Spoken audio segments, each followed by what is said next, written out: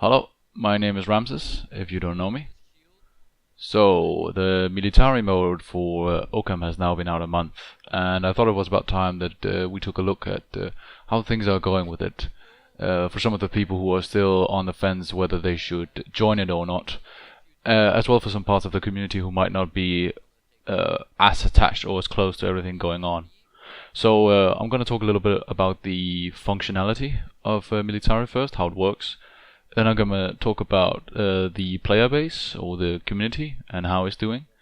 And then finally I'm gonna get into what I call the geopolitics in quotation marks of the military mode.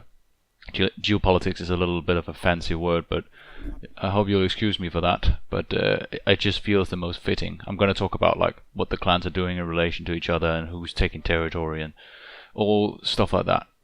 But just fair warning, I am the leader of one of these clans. I'm the leader of the Free Company of Ravensburg, which is recruiting, by the way. And yeah, so I am in some way biased. I would think that's fair to say. However, I will do my best not to show that at all, and just try to be a unbiased observer. And we'll see how that goes. But fair warning, I think.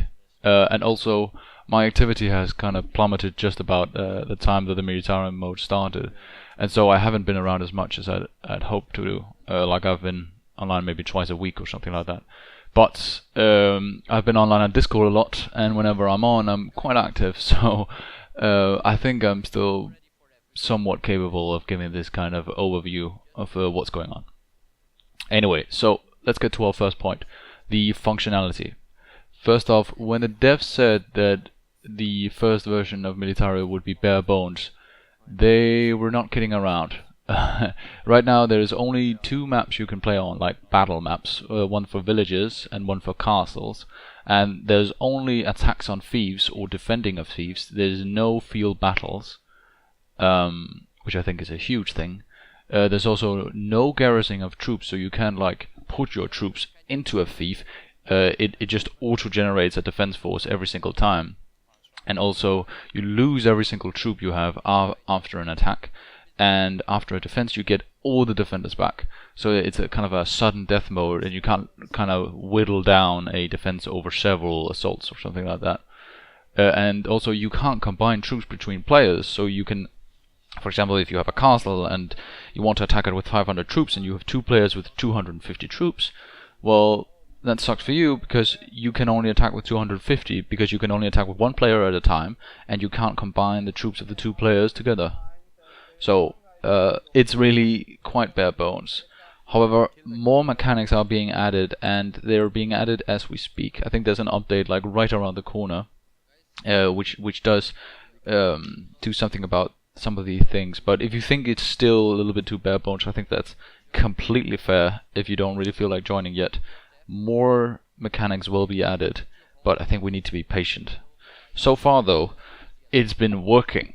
There's not been loads of game-breaking bugs or people who suddenly found a way to spawn a million troops on their character, or anything like that. It's been reasonably well working, I'd say. And I think that's really because of the way that the devs decided to patch the game through the nightly version, where they can kind of test the most essential stuff, and because the community has been quite supportive of using the nightly mode to help the devs out and to try and find bugs and stuff like that. So there's a really good cooperation between the community and the devs there. Yeah, and also there's been nothing but neutral thieves being fought over right now, so there's no real clans defending against another clan. It's more like a bunch of new randomers and a few clan members defending against clan attacks, and that kind of screws the balance over in the battles themselves. And usually that's not really a big problem because that's only in the beginning, but right now there's so many neutral thieves that it's really hard to get on with it and get on to a real clan versus clan fight. And I think now a month in, there's been no attacks from one clan to another, at least not as far as I'm aware of.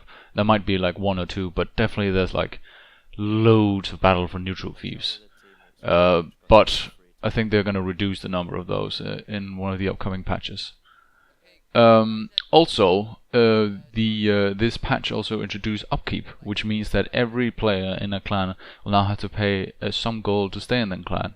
Now, the point of that is partly to nerf big clans, as far as I'm aware, and kind of avoid them steamrolling everyone, but also in order to remove inactive clans, because if you don't pay your upkeep, you lose your home base, your headquarters, your stronghold in the military mode, and if you lose that, well, you've lost, basically. You're out of the military mode. And I think the idea there is to only allow active clans to actually play on the military map, which makes sense, I'd say. Yeah, some people have not been too happy about this whole upkeep mechanic. I think they are introducing a treasury next turn, which means you can kind of pay for each other, or rather than every person has to pay his own individual upkeep, the clan has to pay a collected upkeep for all of its members, which goes through the treasury, where people then, supply gold into. So that's kind of different. Yeah, I think that's it about the functionality. Okay, let's talk about the player base then. So the player base has seen an explosive increase, followed by pretty much steady increase. In August, the average amount of players was down to 5.3. I think that was the lowest it's been at all times, actually, in fact. But in September it doubled, and from August to September it doubled, and in the last 30 days it's also doubled again. So the average players is now 23.4, and that's pretty high. It's not been this high in at least like 6 months or something like that. And I also think it's more stable. So previously we've had seen like spikes of people returning, but they would only return for a very short time. But I think with the military mode, there's something that keeps them back in. And so I don't think we will see the player base fall down below the average players of 10, at least not for quite a while. And as long as the devs keep putting out some good patches and updates, I think it can keep increasing. But yeah, so it's getting a lot more of the feeling that it had in the beginning of the game, where there was like a big team of people. It's not 75 versus 75, but the video I'm going to show you here is something like 40 versus 25 or something like that. And so it's quite up there, and you can't really notice the difference if you have 40 teammates or if you have 75 teammates, because there's only that many that can be next to you, right? But you get the whole feeling of a large team working together, trying to do something. And so that's really great. I think the primary reason why there's been a steady increase is because the clans have become more active. The clans now have loads of things they can do in the military mode, and they are rewarded for their activity in that they get more fiefs and they get more epine and all these kinds of things that really interest the clans. Before that, there was pretty much nothing that was holding the clans together, and only few clans really had more than 10 people active at a time. One thing that's slightly problematic though is that it tends to be the same people who's playing this military mode. So I see a lot of the same players, and I can fear that new players might have a hard time getting into it, because it's still people who've been playing hundreds and hundreds, in some cases more than 1,000 hours already, and it's really hard for a new player to compete with that kind of stuff. And also, I've seen a number of new clans join the military mode, and I've been feeling excited that we'd get some new players into the community, and then only to see them fall apart because they die out before really getting started. Not because of outside pressure, but it seems that they don't realize the kind of commitment they put themselves to, and once they realized how much work there really is in running a clan and making sure people show up for battles and getting good results and stuff like that, once they realize all that work, a load of them tend to kind of fall apart. And I'm not really sure what to do about that. Maybe the devs can find a fix for it. As for the people actually playing and how cordial they are, sometimes people rage and sometimes they are upset. But generally speaking, the tone is much better here in Okam Militari than it was in CRPG Strategos, which was bad, really bad, along with all the cheating and everything else. But here it's significantly better. I feel that most people tend to get along, even though there are of course some people who are slightly outside of the norms of civil discourse. So yeah, so in general, it's great news and it's a lot of fun playing. So let's take a look at the Militari map itself.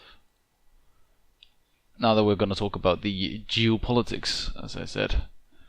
Now I know that's a fancy word, but what I really mean by it is that there's lots of things happening here where clans are acting on the map. And here you have it, you can see the map. And you can see the different castles, and you know, it's as I said, quite bare bones, but we're getting there. Let's start from the center. Here in the center, the TKM, the King's Men, are situated with a mighty 39 members and 19 thieves. They are quite possibly, within reason, the strongest clan in Militari mode right now. Oh, and also, by the way, this is the EU version of the map. There's also one for NA and Southeast Asia, but as far as I've heard, there's not really been that many players there. And to the east of TKM is the Kingdom of England with 34 members and 8 thieves, a lot less thieves. I'll talk some more about these guys. Southeast is the Knights of Sidonia, 17 members. Then to the southwest, we have the Berserkers, 24 members, 4 thieves only. To the west, Free Company of Ravensburg, best clan in the game. Yeah, that's where I am. Here to the northwest is a abandoned stronghold. This is a clan that joined the Militari mode, but then failed to pay their upkeep and then therefore lost their stronghold. And that's the way it works. So you can see that TKM has started taking their thieves. Further out we have a myriad of smaller clans, of which I'm not going to go into much detail, but I will focus on this clan down here, SRT or Sarmat, with only 10 members but 10 thieves. They've proven to be very efficient at taking castles without many people noticing. In fact, they are one of the strongest clans in the game right now, despite having so few members. There's also an abandoned castle down here, and yeah, I think that's about it. There seems to be more here to the north, but these are relatively minor. Some of them are kind of new clans trying to get along. The Templar started at the same time as everybody else, but they've seen a wave of inactivity and now they're down to 6 members.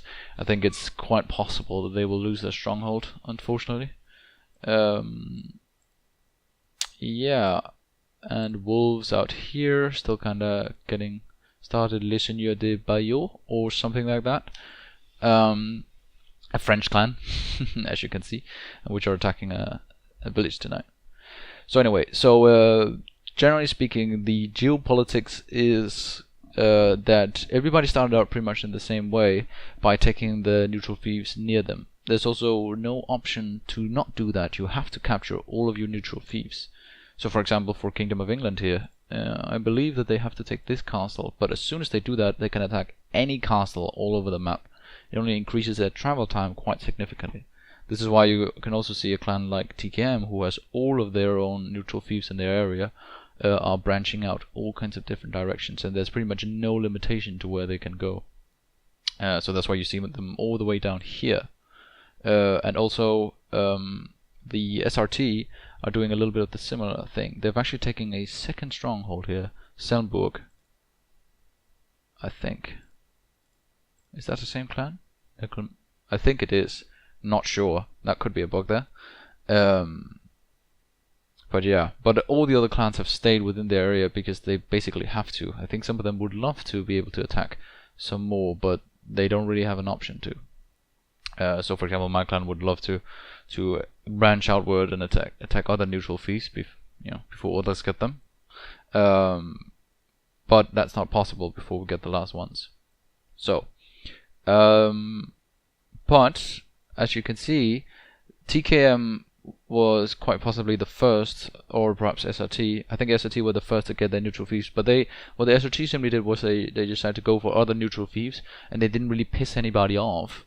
You cannot say the same for TKM, however, because as soon as they took all of their neutral thieves, they started branching out into other clans' territory, or what they perceived as their territory. So this castle, for example, is within KOE's, let's call it, area of influence for starting neutral thieves, and they did not appreciate TKM coming here.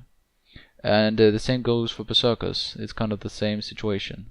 And so there's kind of been a situation evolving where TKM from the beginning of the mode pretty much said we're going our own show. They made like this video that King Ferdinand did of King Ferdinand basically saying everybody should bend the knee in a Game of Thrones style setting. It was kind of hilarious, but basically declared war on everyone, and that seems to be the prevailing idea within TKM. And so what's happened is, as they have been kind of pushing these smaller clans, many smaller clans have kind of formed some kind of coalition together in order to hold their own territory. And so right now TKM is attacking KOE. I would say it's fair to say they're attacking KOE, but they're definitely attacking Berserker's territory. You can see they've kind of encircled them. And so these two have definitely found together. But generally speaking, there's like loads of smaller clans trying to defend themselves from TKM, or I don't know how else to put it. You could put it some other way, perhaps. I told you I might be biased. I don't know how to say this in an unbiased way. So that's all pretty interesting. You can also see kind of the same theme in the battles, because that's who tend to sign up for each other. Also, by the way, SRT and TKM working together. That's also why SRT could take so much territory, because every time they had a battle, they knew there would be TKM mercenaries signing up for them and give them a full and good roster. But looking at the battle for Iron Chain Keep today, for example, that's an SRT attacking TKM on their side, and then mostly some of the other clans, some of the smaller clans like Berserkers, but also there's me and a few FCO guys coming along for that battle. Let's see if we can find another one. That's another SRT battle. I told you they were quite active. Here's a battle for Okfirth, which is a village that the French clan is attacking. Let's see. Oh, did I crash now? Oh, that would be brilliant. No, there we go. Okay. This small clan, LSB, also seems to have drawn the ire of TKM, and so TKM keeps signing up against them. So yeah, here you can pretty clearly see it. So here's a battle where TKM have attacked a village, and there's of course TKM on their side, but you'll also notice SRT, and on the other side it's mostly Berserkers and KOE, along with a few FCO guys, because fight the power, you know. Anyway, so that's the geopolitical situation, as well as some of the functionality, and the player base stuff. 1 month in, I think everything's going along pretty fine, and I'm very anxiously looking on to some of the new updates that should be coming later this week. So anyway, thanks for watching, and I hope you enjoyed this video.